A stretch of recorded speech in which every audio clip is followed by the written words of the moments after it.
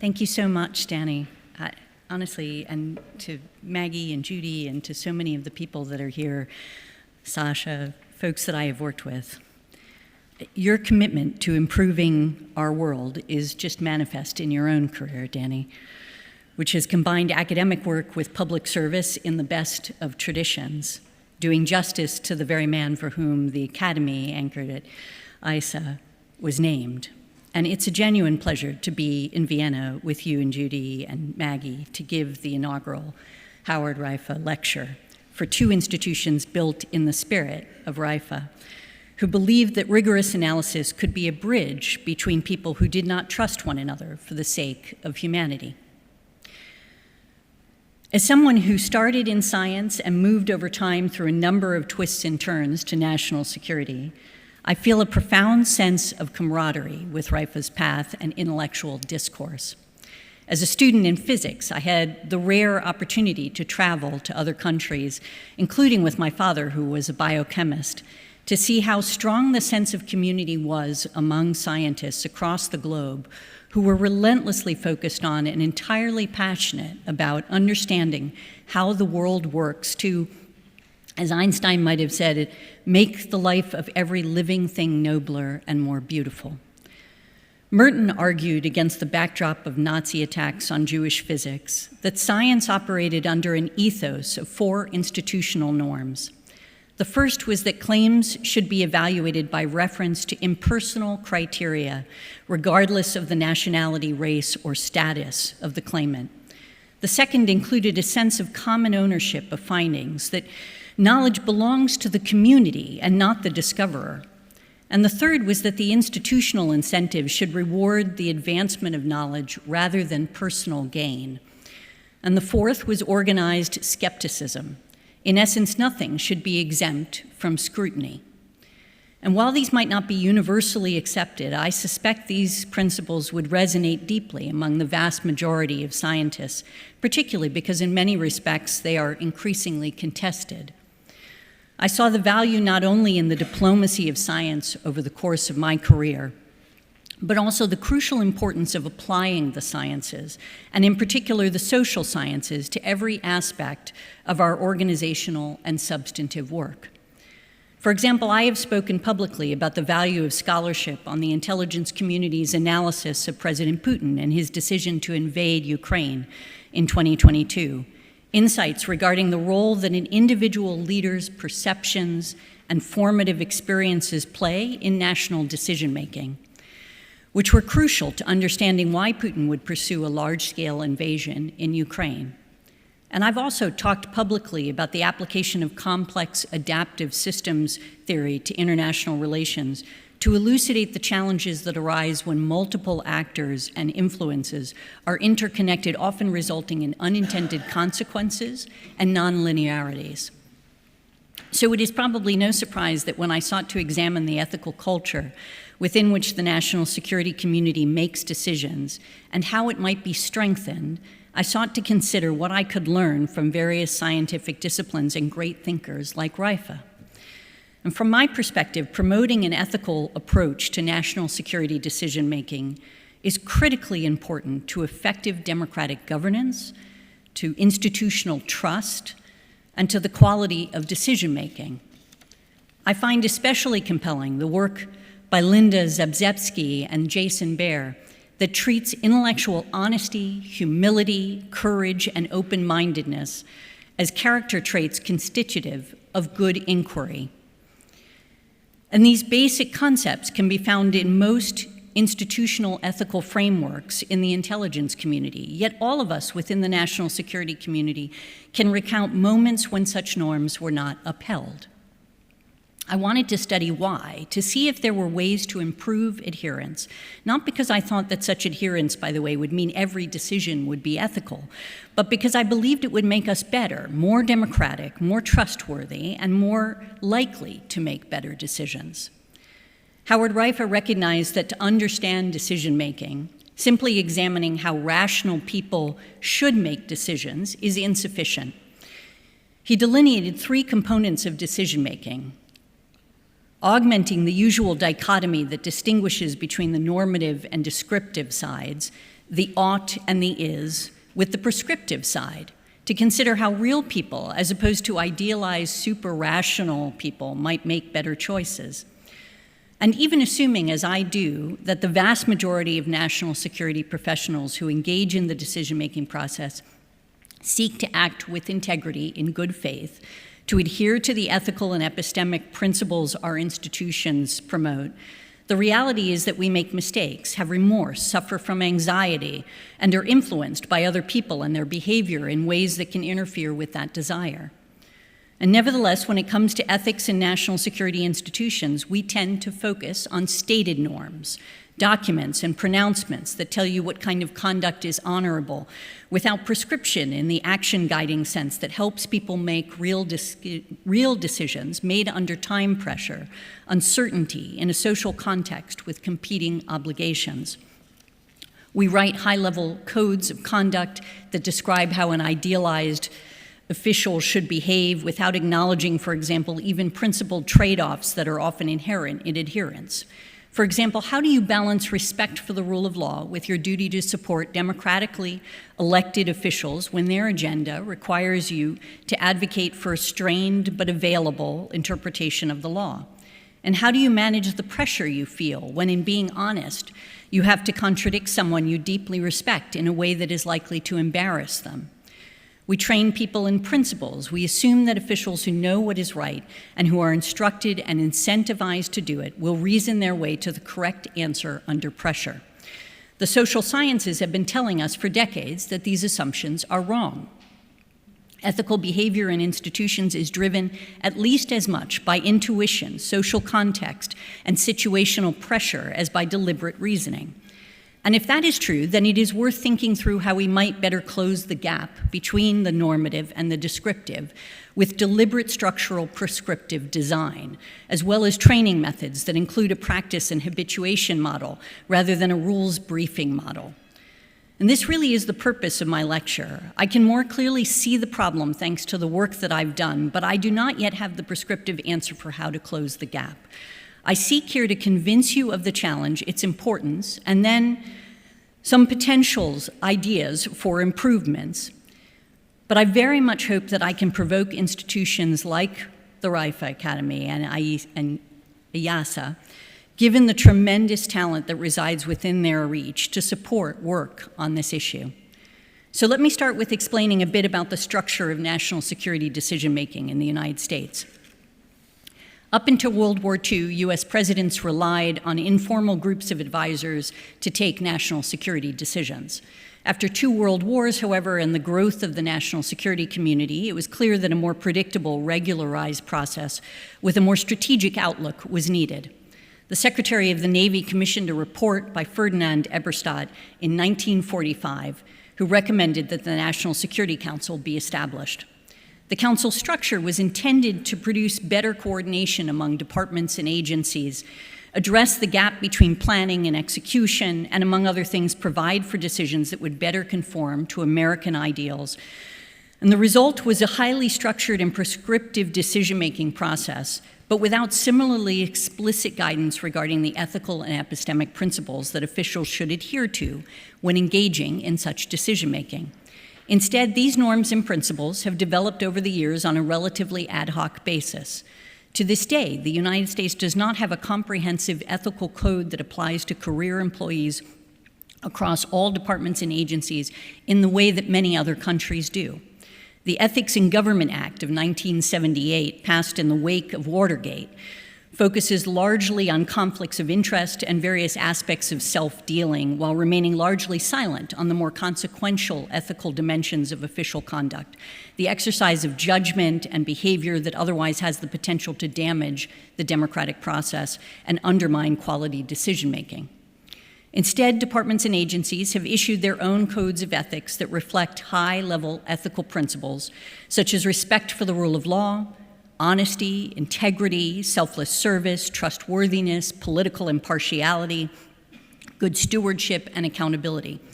Many, but not all, aspects of these principles have, over the course of many decades, been captured in statutes of written guidance issued by different agencies and departments or in the military services.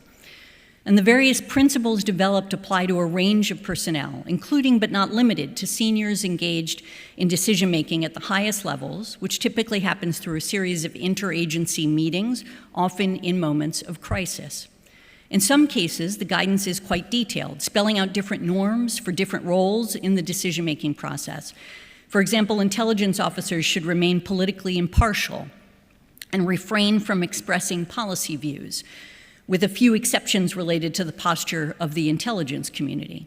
Military advisors should also avoid policy and politics, but officers of the State Department are expected to express their view on policy, while again remaining politically impartial in career positions. And such guidance is occasionally reduced to writing, but often is passed down through mentorship. For example, as a State Department lawyer, I learned from my seniors that while you are to provide advice on the legality of a policy proposed by your client, you should not provide your view on the policy as such, which is instead left to others who are responsible for making policy determinations. On the one hand, this norm reflects the value attached to expertise. But it is also true that government lawyers perceive this norm as important to preserve their credibility with policymakers, who, upon hearing your policy views, are likely to perceive your legal advice as colored by those views. And yet, of course, the line between law and policy is not always clear, and furthermore, policy is sometimes perceived as a proxy for politics, making it even more challenging and also important to preserve this line. And while I debated with colleagues the finer aspects of these ethical principles as a civil servant, the way they should be operating in various scenarios, the trade-offs, and the perverse impact that would on occasion result, what I also found was that it was largely assumed that adherence to the ethical frameworks rested on this rationalist picture of moral decision-making. Confront the official with an ethical choice, and if she has been adequately trained, clearly instructed, and appropriately incentivized, she will deliberate her way to the right answer. And on this model, ethical failure is a failure of knowledge, of clarity, or incentives. So when things go wrong, it's generally assumed that a change in leadership combined with more training, clearer rules, and stronger sanctions will correct the problem. Interestingly, we don't take this approach across the entirety of the U.S. national security community. For example, the value of behavioral science and ethics training for our special operators has already been widely recognized as important in closing the gap between expectation and reality. Psychologists and cognitive performance specialists are directly embedded in units of special operations forces, and writers have discussed ethics programs for special operators that include scenario-based, psychologically informed ethics training built for operators. But there is nothing comparable, in my experience, in national security officials responsible for decision-making at the highest levels. In other words, we deploy at least some of what we've learned in various scientific fields of inquiry when it comes to those who are on the front lines of the conflicts we enter into, but not to those who are making the decision about whether to get into the conflict in the first place, despite the research that has been done that, at least in my view, could be usefully applied. We know from Jonathan Haidt's research that moral judgments are usually the product of rapid, automatic intuitions with conscious reasoning serving primarily to provide a post hoc justification. Stanley Milgram's obedience experiments demonstrate that a majority of ordinary individuals can be brought to behave in ways that violate their own stated values when placed in institutional structures that normalize or demand such behavior. And as more recent analysis of his experiments have shown, they typically do so because they have come to see their compliance as serving a mission they believe to be legitimate and important. And then there's Albert Bandura's work on moral disengagement, which shows how people maintain a positive self-image while acting contrary to their ethical principles through various mechanisms that will again resonate, I think, with those who have served in government. For example, there is the so-called diffusion of responsibility, where you might say to yourself, it was a group decision, not my decision. Or the so-called displacement of responsibility, where you say to yourself, I was just following instructions. And finally, so-called euphemistic labeling, where you use sanitized language to rename a harmful act, collateral damage being the canonical example. I also found Thomas Schelling's work on micromotives and macro behavior to be instrumental in my effort to understand my own and others' behaviors in various decision-making processes. Schelling helps reveal how individual behavior, which is often contingent upon the behavior of others, can lead to macro behavior that was not intended. This is especially important to understand in institutions, I would argue, where so much of the decision-making is done in meetings. For as Schelling indicates, without appropriate organization surrounding such individuals, the results may turn out to be unsatisfactory. He runs through a series of examples of how this can happen, a great many of which I found to be relevant to decision-making in government, which mostly happens, as I said, through these series of meetings, these social interactions through which we're making decisions. And of course, none of this research says that reasoning is irrelevant, that a person's character is immaterial, or that people are helpless before circumstance. What it does indicate is that situational and social variables are crucial, are systematic, and can be predictable, and consequently can be designed for in ways that improve adherence to certain ethical and epistemic principles that we as a society have agreed are important. Yet the application of social science, behavioral science, and psychology to public sector ethics remains remarkably limited.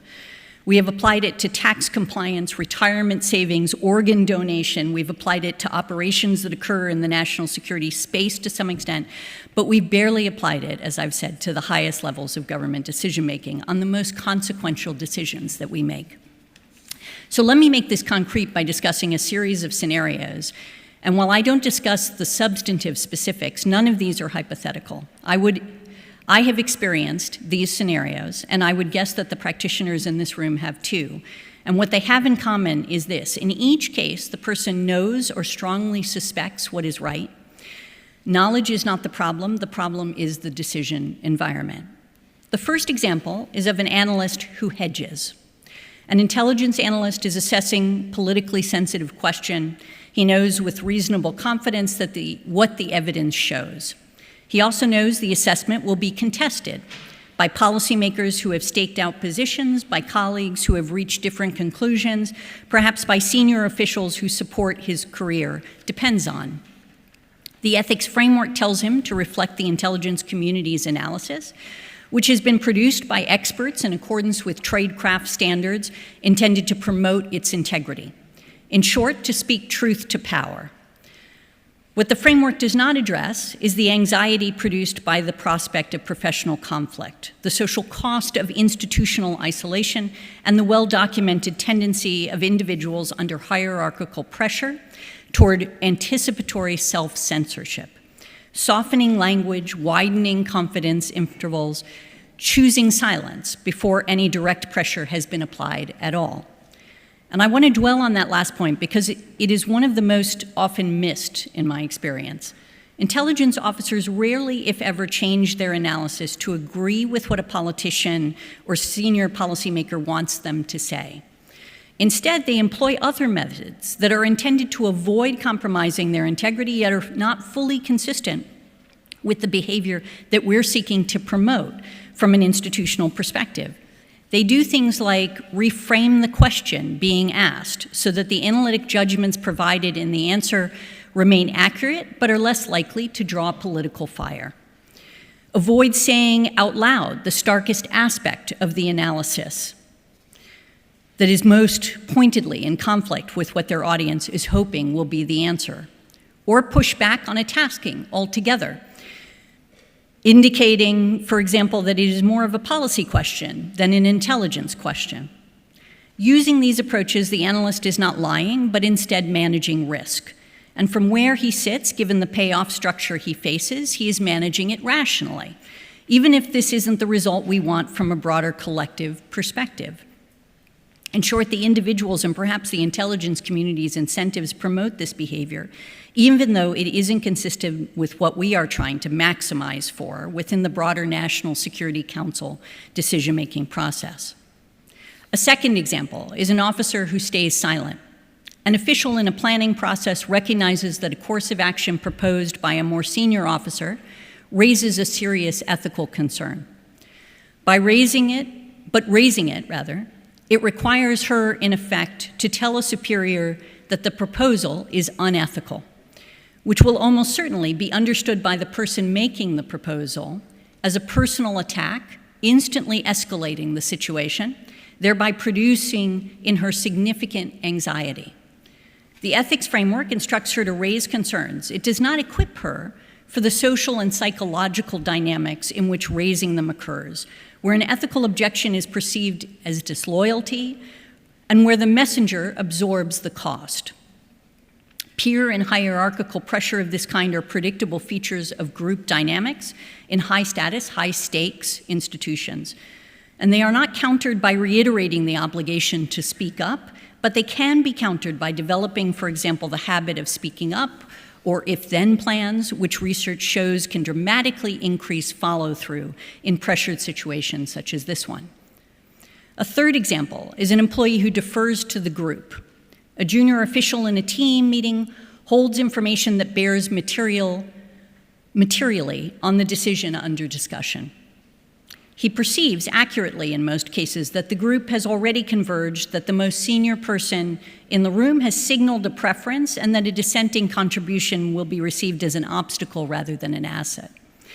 The pull of conformity in cohesive groups, combined with the moral licensing that occurs when collective responsibility diffuses individual accountability, does the rest. Ethics training that addresses this only at the level of individual obligation is mismatched with the problem. It treats a structural phenomenon as a personal one.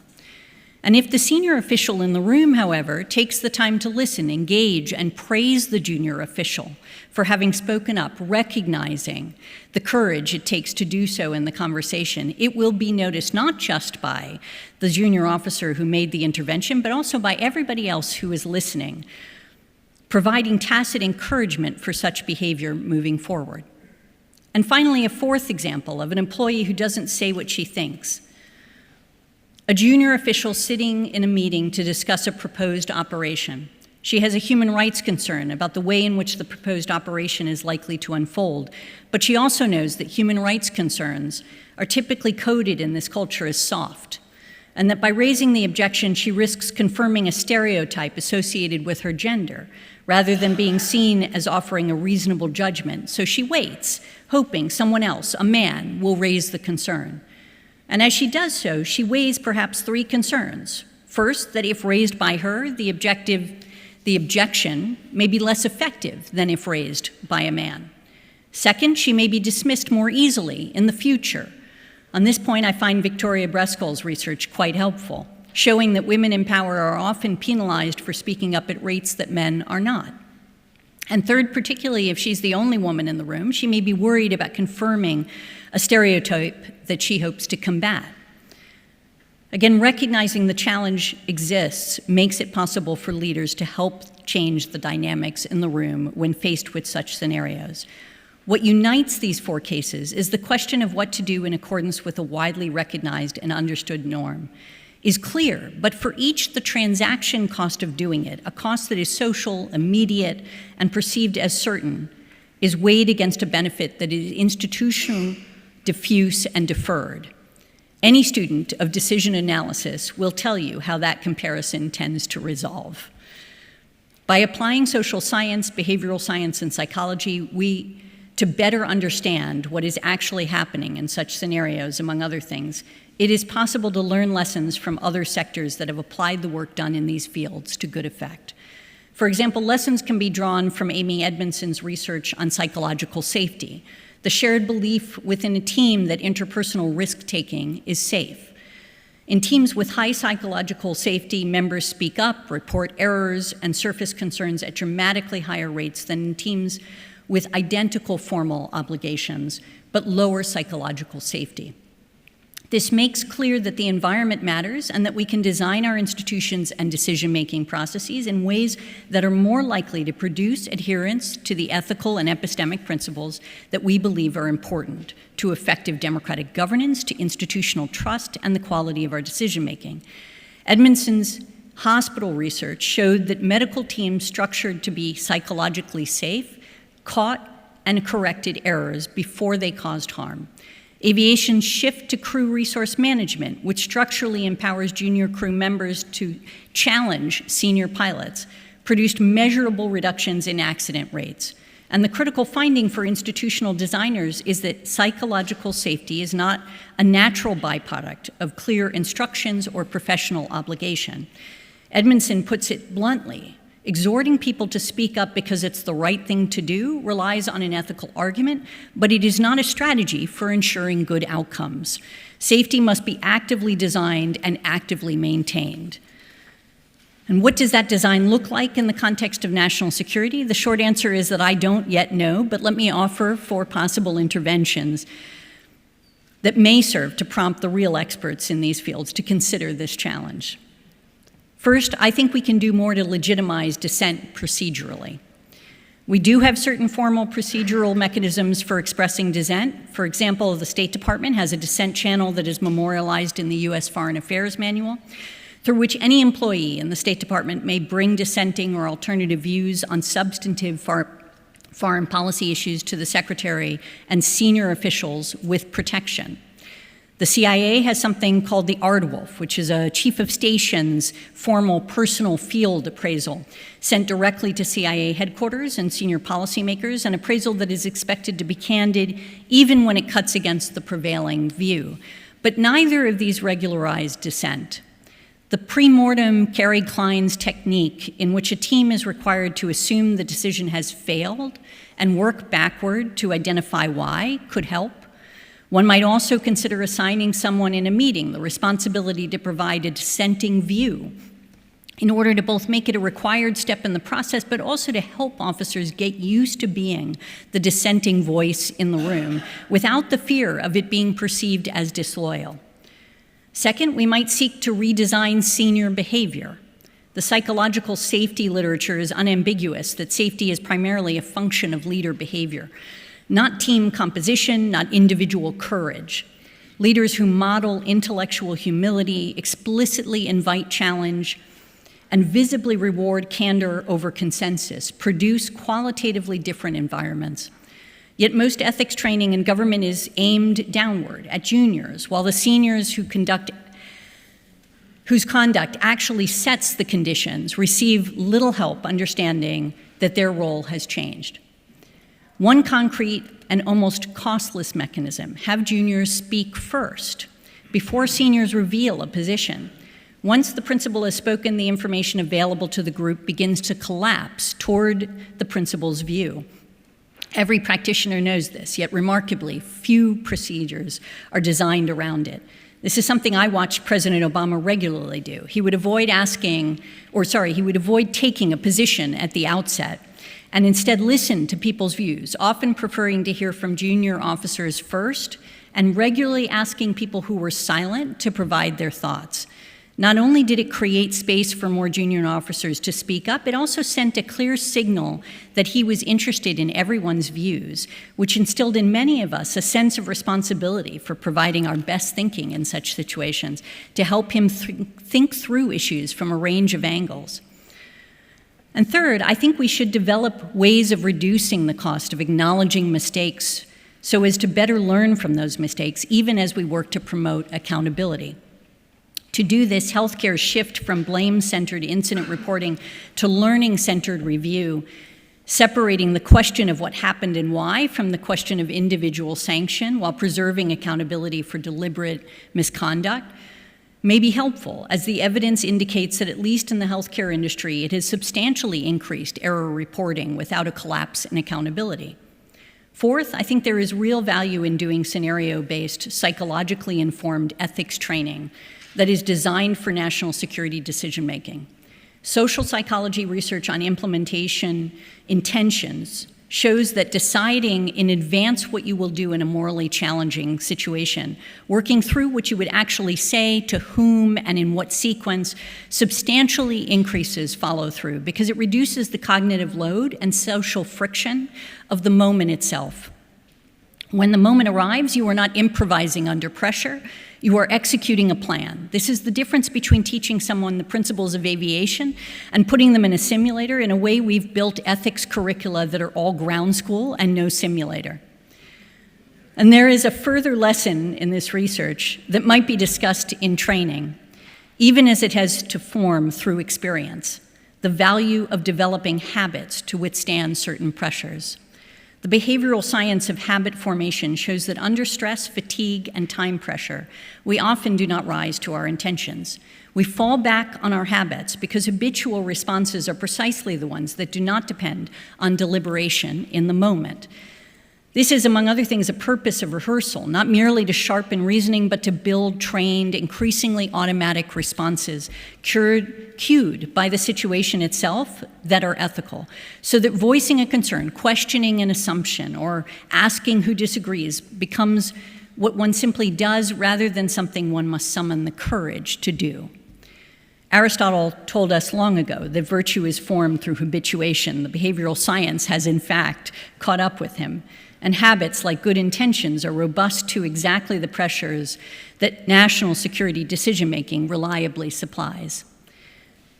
Those of you who have been taking the Academy's class have now spent 2 days in this inaugural course on methods for engaging decision-makers and stakeholders in analysis, for structuring problems, eliciting judgments, surfacing objectives, handling deep uncertainty. These methods typically assume that the people in the processes will say what they actually think, that elicited probabilities reflect beliefs rather than career calculations or social pressures.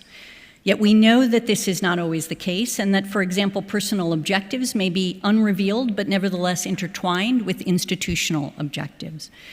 That doesn't mean that these methods are in any way impaired. Instead, I would suggest that you consider whether the methods you're learning are themselves able to support a more robust ethical infrastructure. Requiring explicit uncertainty ranges makes hedging visible. Requiring alternative hypotheses makes the suppressed view easier to discuss. Multi-stakeholder elicitation done properly gives the junior officials information a procedural challenge that doesn't depend on her courage in the meeting. And when Raiffa built tools to structure negotiation and decision, or collaborative decision, he was, whether he framed it this way or not, I think, building machinery that lowers the social cost of truth-telling. That is an ethical achievement, not merely a methodological one. Which brings me briefly to artificial intelligence, a thread running through your course, and one that I think we have to consider no matter what field or issue we're discussing, given its capacity to so significantly change every aspect of our world. AI offers genuine promise here. A model can serve as a tireless devil's advocate, generate the alternative hypothesis nobody wants to own, stress test a consensus at negligible social cost, and observe our interactions in ways that allow it to point out what remains unstated. A machine cannot be accused of disloyalty. Used well, AI could institutionalize challenge more cheaply than any mechanism we've ever had. Of course, it will be necessary to avoid deploying AI in ways that simply reinforce behavior that is inconsistent with normative principles because it is working off of data that is consistent with our revealed preferences, that is based on how we actually act rather than how we should act, and thereby reinforcing an architecture that is closer to the descriptive behavior we are trying to improve through prescriptive design. But additionally, I want to flag at least one other corresponding risk that worries me, because it maps directly into Bandura's machinery of moral disengagement. I think the displacement of responsibility, the excuse that I was following instructions, has a kind of technological successor, and it is the model assessed that. Displacement of responsibility scales frighteningly well when the responsibility can be displaced into a system that no one in the room fully understands, but nevertheless is seen as authoritative. If we are not deliberate, we will build decision architectures in which accountability quietly migrates to the one participant that cannot bear it. The design principle, I would suggest, is that AI should be used to enhance our human judgment, not replace it. So before I close, let me acknowledge an issue I've not addressed tonight, but which any serious program of work in this area will need to take into account, which is context.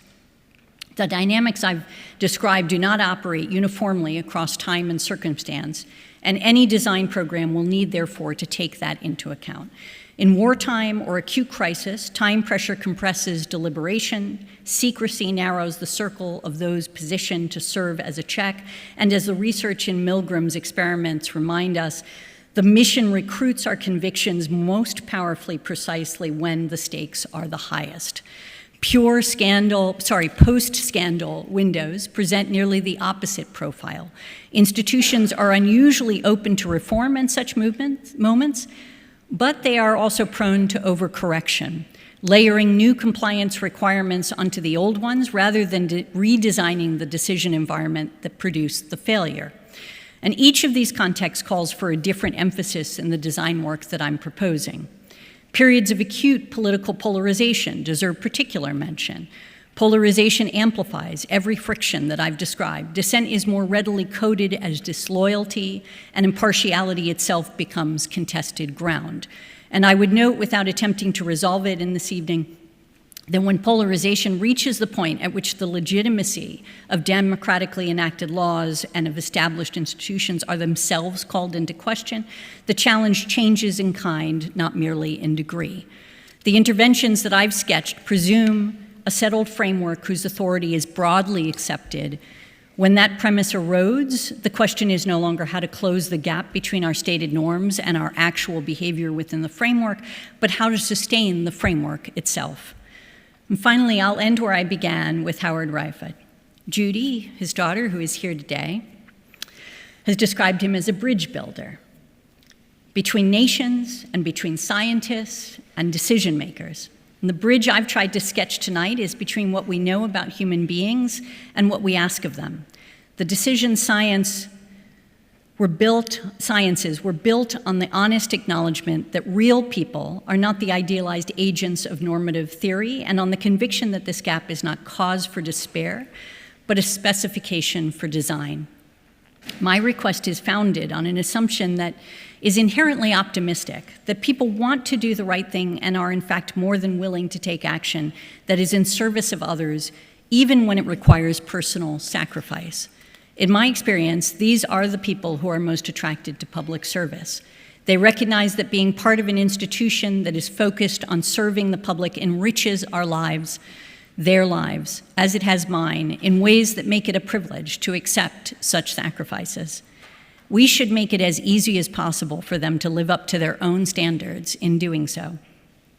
And furthermore, getting this right matters for reasons that extend beyond any single government. Ethical national security decision-making is foundational to the health of our democracies, to the trust our citizens place in their institutions and in the quality of the decisions that we make. But it is also foundational to our capacity to work together across borders.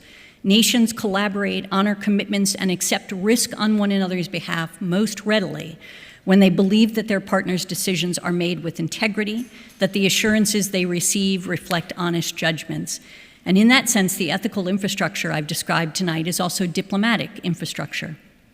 It is part of what makes it possible to truly deepen trust among nations, which is, in the end, the bridge Raiffa spent his life building. So thank you, and thank you for sitting through that long lecture.